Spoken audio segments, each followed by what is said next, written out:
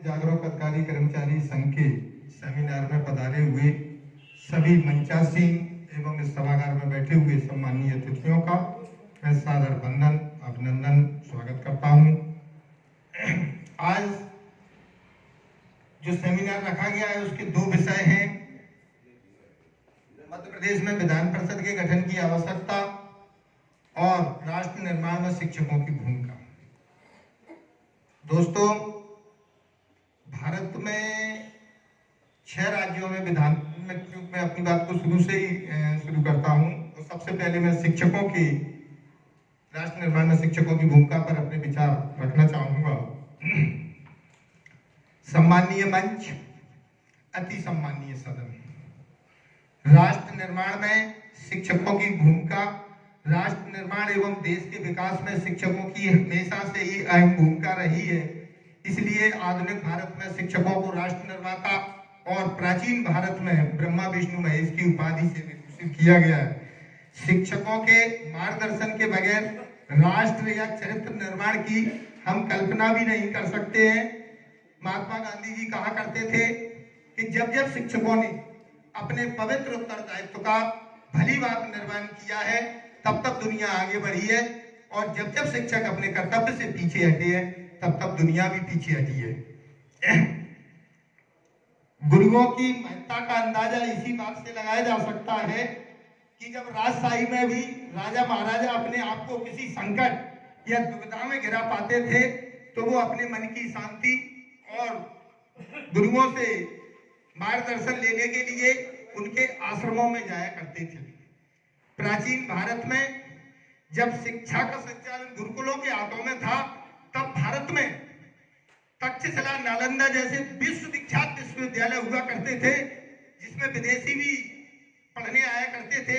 और आज जब शिक्षा की बागडोर सरकार या नौकरशाहों के हाथों में है तो आज भारत दुनिया के 100 टॉप विश्वविद्यालयों में अपना नाम स्थापित करने के लिए प्रयास करना पड़ रहा है, यानी तरस रहा है।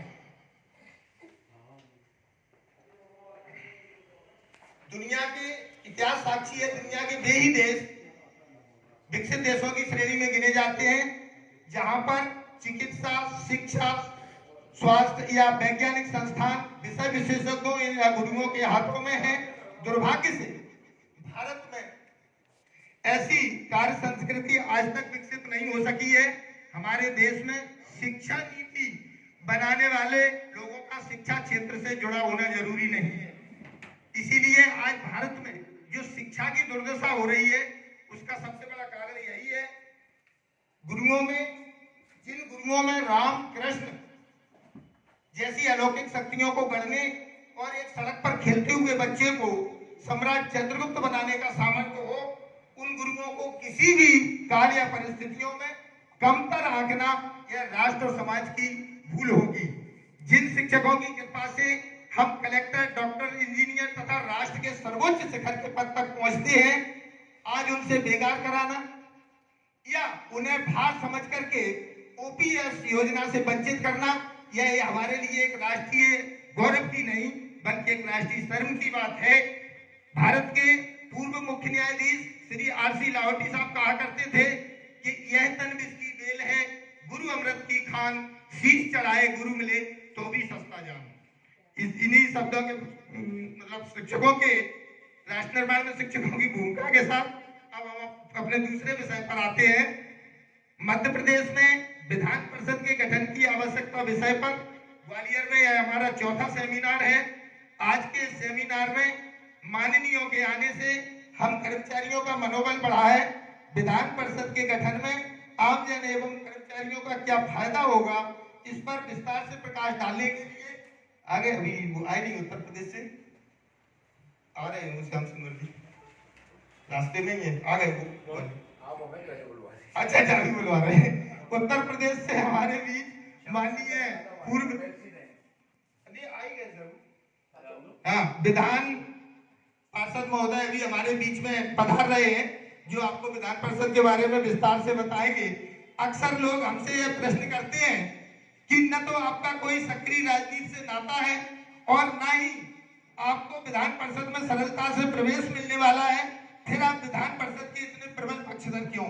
मैं अपने उन साथियों को इस शेर के माध्यम से यह बताना चाहता हूं, माना कि तेरे दीद के लायक नहीं हूं मैं, फिर भी तू मेरा शौक तो देख, मेरा इंतजार देख। हमारे कुछ साथी मुझसे यह भी पूछते हैं कि विधान परिषद से कर्मचारियों का क्या भला होगा।